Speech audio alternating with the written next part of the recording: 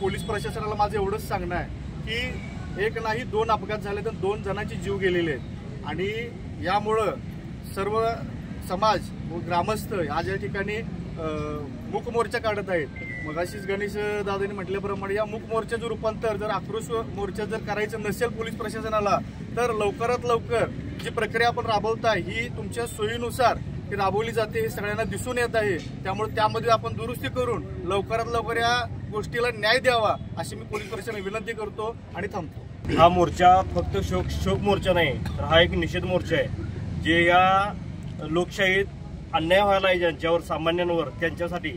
जर सामान्य लोकांच्यावर जर अन्याय झाला तर त्यांना न्याय देण्याचं प्रथम कार्य हे पोलिसांचं असतंय आणि जर पोलिस दबावाखाली येऊन काम करत असतील तर मग सामान्य लोकांनी जायचं कोणाकडे।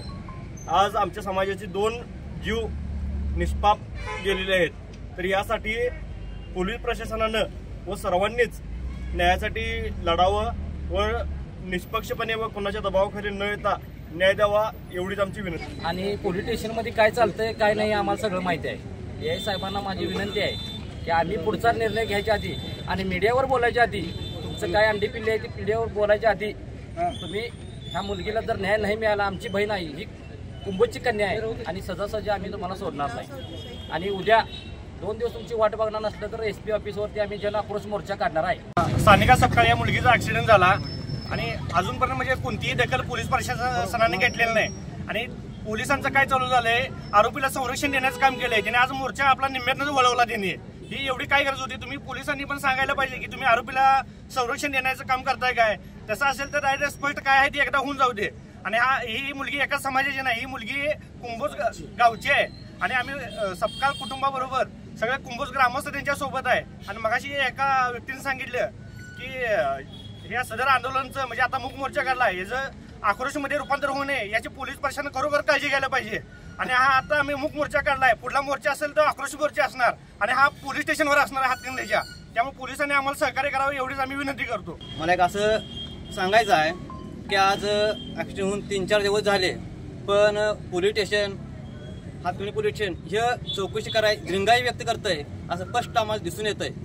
आणि आज जो आमचा मूक मोर्चा आहे या मूक मोर्चाचं आक्रोश मोर्चात रूपांतर होऊ नये ही मी सर्वांना आता मी एक सूचित करतो आणि ताबडतोब ह्या मुलगीला आणि मुलगीच्या आजोबांना न्याय मिळावा।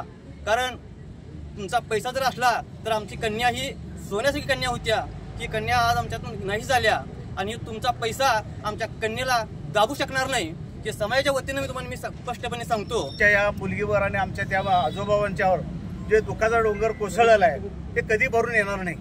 आणि ज्या थोर धनगर तांडग्याच्या पोरांनी भरधावानं आमच्या त्या मुलगीला आणि आमच्या बापूसाहेब जाधवांना उडवलं आणि तिथं थांबला पण नाही। थांबून जर त्यानं दवाखान्याला नेलं असतं तर सहानुभूती आली असती। अरे गावचा सर्वसामान्य कुटुंबातला जर गोरगरिबाला काय जगायचं नाही काय तर अशा पद्धतीनं तुम्ही हुजरीगिरी करायलाय की कुठेतरी मोडून काढून प्रशासनाने यात लक्ष घालावं।